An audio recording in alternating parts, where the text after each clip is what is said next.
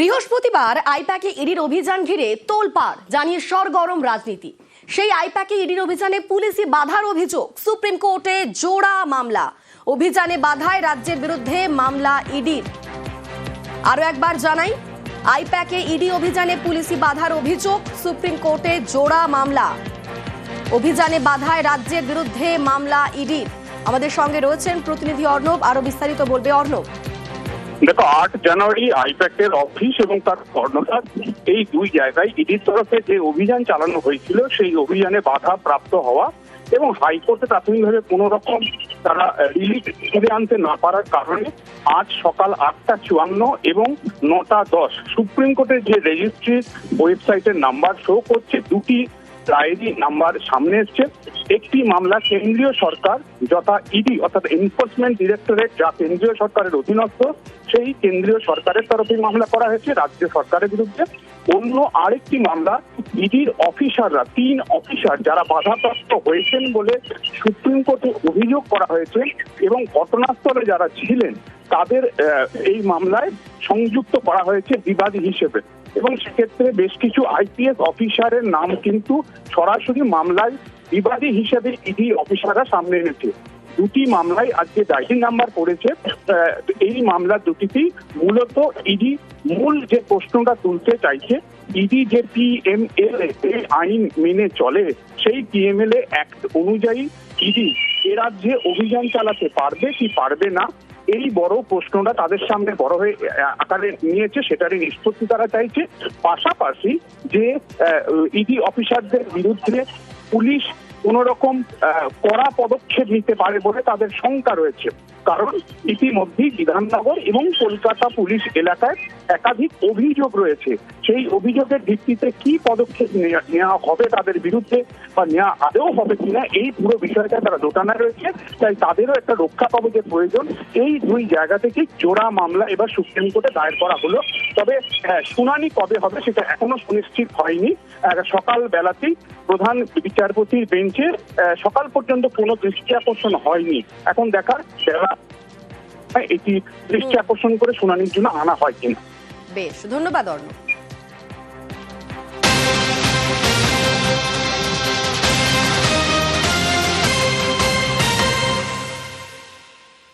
গতকাল আইপ্যাক কর্ণধার প্রতীক জৈনের আবাসনের রেজিস্টার বুক বাজেয়াপ্ত করে পুলিশ এবং দেখা যায় রেজিস্টার বুকে সই নেই ইডি অফিসারদের।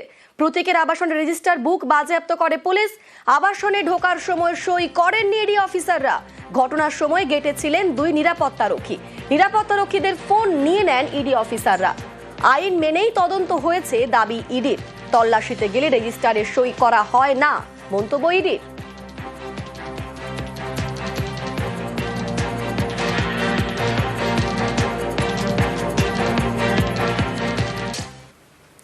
বিবেকানন্দর জন্মদিবসে রাজনীতির তরজা। অভিষেকের নামে তৃণমূলের পোস্টারে রীতিমতো তরজা। স্বামীজির সিমলা স্ট্রিটের বাড়ির পাশেই পোস্টার। তৃণমূলকে নিশানা বঙ্গ বিজেপির, পাল্টা পদ্মকে তুলোধনা তৃণমূলের। অযথা রাজনীতি কুরুচির পরিচয় বলে পাল্টা তো।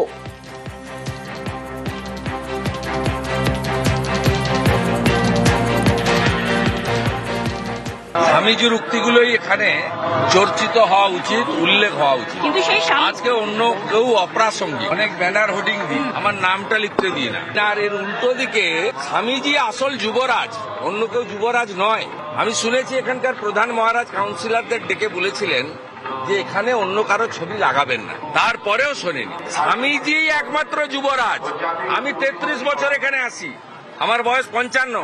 এখানে অপবিত্র করব না, ওদের কথা এখানে উল্লেখ করবেন না। এরা আরবি সংস্কৃতি ফিরিয়ে আনতে চায়, এরা হিজাব বোরখার লোক, এদের সম্পর্কে এখানে বলবো না। মানুষ এবং জনপ্রিয় যখন নেতৃত্ব থাকেন, তাদেরকে বিভিন্ন চোখে তাদের ফলোয়ার্সরা দেখেন। এটাতে অপমান করার কোনো জায়গা তাদেরও নেই। এটা মানুষের ভালোবাসা, আশীর্বাদ, এবং তাই অভিষেক বন্দ্যোপাধ্যায়কে যুবরাজ হিসেবে দেখে। তার ব্যাখ্যা শুধু, তাতে তার কষ্ট হচ্ছে কেন? আমরা এখানে স্বামীজির বক্তব্য এবং আজকে জন্মদিবস উপলক্ষে স্বামীজির কথা এইটা নিয়ে চর্চা হবে। যুব দিবসে স্বামীজি স্মরণ 164তম জন্মবার্ষিকীতে বিবেকানন্দকে শ্রদ্ধা জ্ঞাপন। বেলুড়ে প্রভাত ফেরির পর মঙ্গল আরতি, দিনভর বেদপাঠ, স্তবগানেও স্বামীজি স্মরণ। কামারপুকুরেও সকাল থেকেই ভক্তদের ভিড়। যুগপুরুষকে প্রণাম সিমলা স্ট্রিটের বাড়িতেও। ভারতের প্রাণবীরা, ভারতের প্রাণবীরা। স্বামীজি স্মরণ কামারপুকুরেও সকাল থেকেই ভক্তদের ভিড় সেখানে।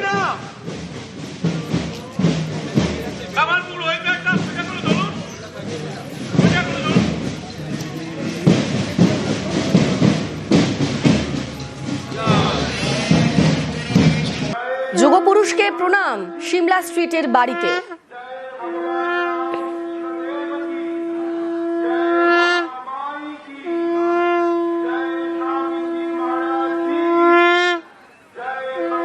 যুব দিবসে স্বামীজি স্মরণ, বিবেকানন্দ স্মরণে বার্তা প্রধানমন্ত্রীর। নিজের সোশ্যাল হ্যান্ডেলে শ্রদ্ধা জ্ঞাপন করেছেন প্রধানমন্ত্রী নরেন্দ্র মোদী।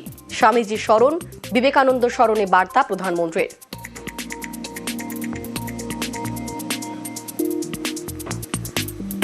যুব দিবসে স্বামীজি স্মরণ, বিবেকানন্দ স্মরণে বার্তা মুখ্যমন্ত্রী মমতা বন্দ্যোপাধ্যায়েরও। নিজের সোশ্যাল হ্যান্ডেলে বিবেকানন্দকে স্মরণ করে শ্রদ্ধা জ্ঞাপন করেছেন মুখ্যমন্ত্রী মমতা বন্দ্যোপাধ্যায়।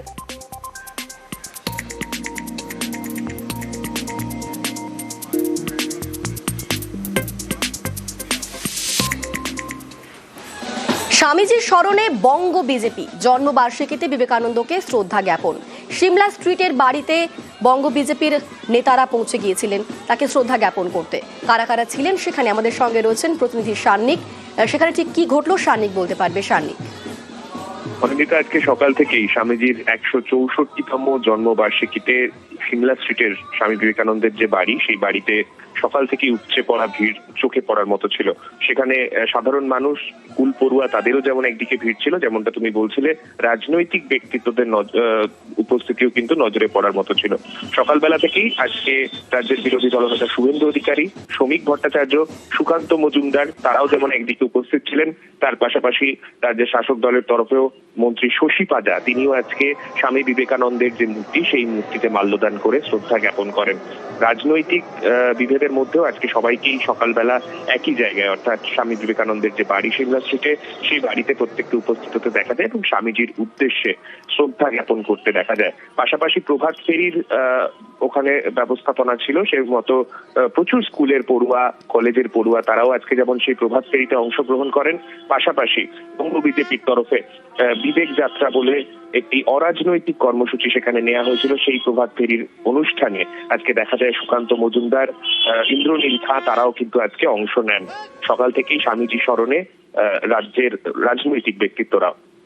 বেশ, ধন্যবাদ সান্নিক। আমাদের যুব নেতা যারা, তারা যুব বিবেক যাত্রা করবে, তাদেরকে একটাই বার্তা থাকবে যে আগামী দিনে যুব সমাজের হাতে যদি কাজ চায়, যুব সমাজের হাতে যদি ইনোভেশন চায়, যুব সমাজের হাতে যদি শিল্পায়ন চায়, তাহলে পরে স্বামী বিবেকানন্দের যে নীতির কথা বলে গেছে, সেই নীতির উপর আধারিত সরকার যেরকম কেন্দ্রে প্রতিষ্ঠা হয়েছে, সেই ধরনের সরকার পশ্চিমবঙ্গেও দরকার। তা আমরা চাই যে পশ্চিমবঙ্গে এমন একটি সরকার তৈরি হোক, যে সরকার আগামী দিনে বিবেকানন্দের চিন্তাধারাকে বাস্তবায়িত করবে। যুব দিবসে স্বামীজি স্মরণে তৃণমূল জন্মবার্ষিকীতে বিবেকানন্দকে শ্রদ্ধা জ্ঞাপন। সিমলা স্ট্রিটের বাড়িতে শশী পাজা, সুকান্তর কটাক্ষে পাল্টা তোপ শশী পাজার। শ্রমিকের সঙ্গে সৌজন্য বিনিময় শশী পাজার। মানুষ আসে এবং বিশ্বাস রাখেন of universal Brotherhood of man. এই হচ্ছে স্পিরিট। গুরুত্বহীন বক্তব্য এবং খুবই যে ভাষা ব্যবহার, আচরণ, ঔদ্ধত্য, এই দাম্ভিকতা, এটাকেই দমন করতে বললেন স্বামীজি। আমি নিজে কত গুরুত্বপূর্ণ, আমি নিজে কত পিওর, এই সমস্ত যাচাই করবে মানুষ, তিনি যাচাই করবেন না। নিউজ ফ্ল্যাশ নিবেদন করছে সাফেদ ডিটারজেন্ট পাউডার। সাফেদ 500 গ্রাম মাত্র 37 টাকায়। এটা তো মাইথান স্টিল না। হ্যাঁ, পাড়া প্রতিবেশীরাও লাগিয়েছে। স্ট্রং মানে মাইথান স্টিল।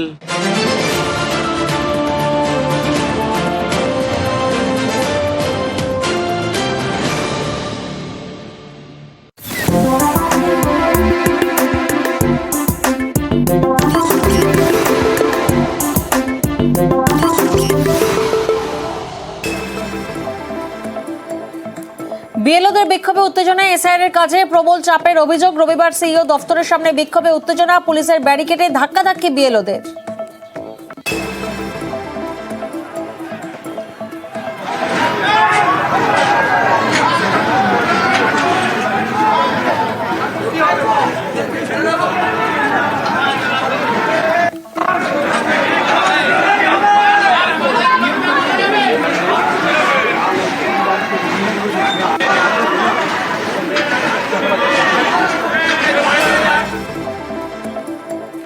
এসআইআর চাপে আরো এক বিএলওর আত্মহত্যার অভিযোগ। স্কুলে বিএলও শিক্ষকের ঝুলন্ত দেহ উদ্ধার। মুর্শিদাবাদের রানীতলার ঘটনা। এসআইআর এর চাপে আত্মহত্যার অভিযোগ পরিবারের।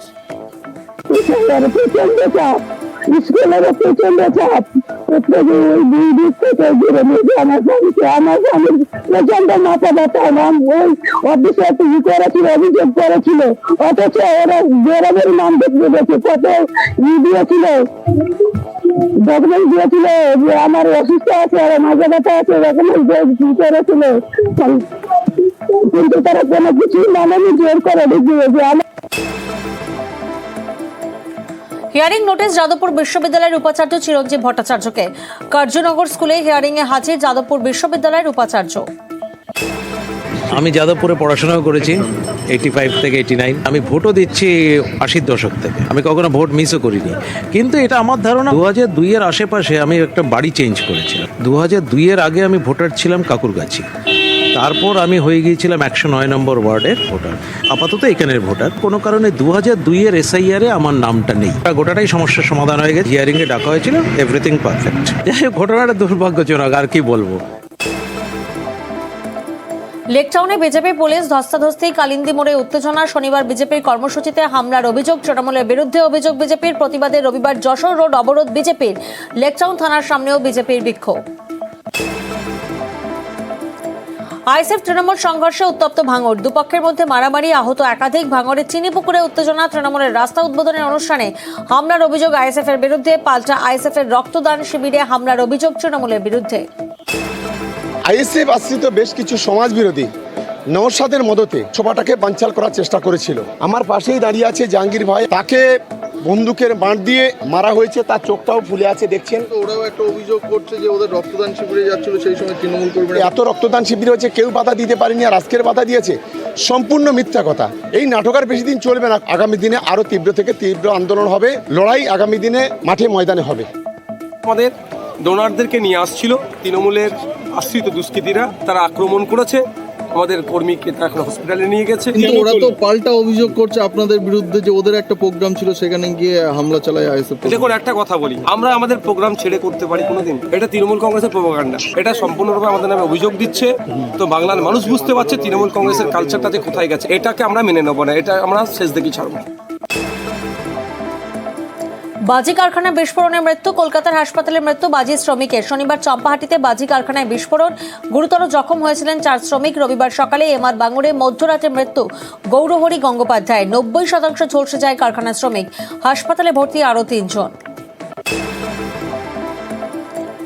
ওড়িশায় ফের আক্রান্ত বাংলার পরিচয়। বাংলা বলায় বাংলাদেশি তকমা দিয়ে মারধরের অভিযোগ। আক্রান্ত গোঘাটের রাজা আলী। শ্রমিকের থেকে 50,000 টাকা কেড়ে নেওয়ার অভিযোগ। কোনো রকমে পালিয়ে গোঘাটে ফেরেন শ্রমিক। মোটামুটি ওরা 10-20 জন হবে এলো, এসে ওদের সারা জয় শ্রীরাম বল। তখন জয় শ্রীরাম বলতে পারিনি, ওরে চাপড়াচাপড়ি করছে, ওদের না বলে তোকে ছাড়বো না। জয় শ্রীরাম বলার পর পকেটে কী আছে দেখি, কারণ পকেটে কাজ করেছিল, 50,000 টাকা পেমেন্ট পেয়েছিল, পেমেন্ট টাকা সারিয়ে নিয়েছিল। বাকি যারা রুমে ছিল তারা সব শুরু করেছিল, কে চুলে মুটি ধরেছে, এখানে চাপড়েছে। এই ধরনের জঘন্য অত্যাচার, এই অত্যাচারের বিরুদ্ধেই কিন্তু বাংলার মুখ্যমন্ত্রী এবং অভিষেক ব্যানার্জি বারে বারে সরব হয়েছেন।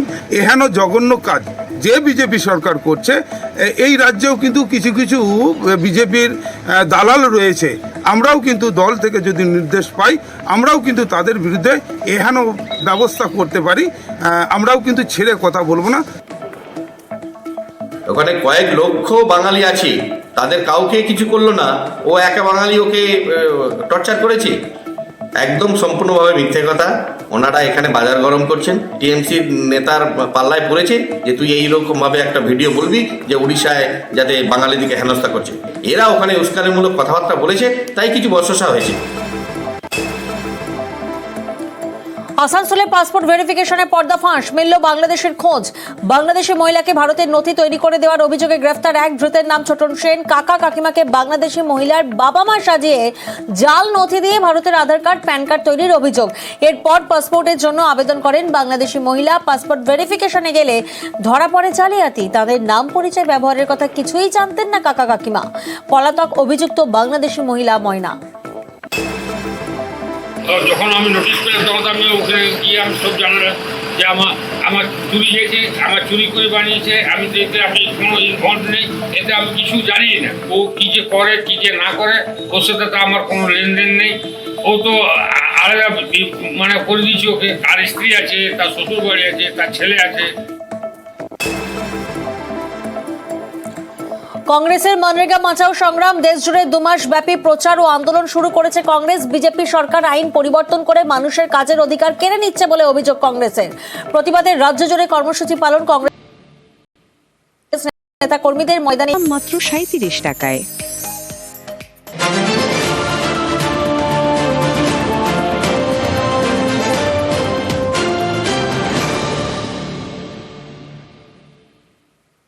এসআইআর আতঙ্কে আবারও মৃত্যুর ঘটনা। ব্রেন স্ট্রোকে মৃত্যু বাদুড়িয়ার বৃদ্ধার।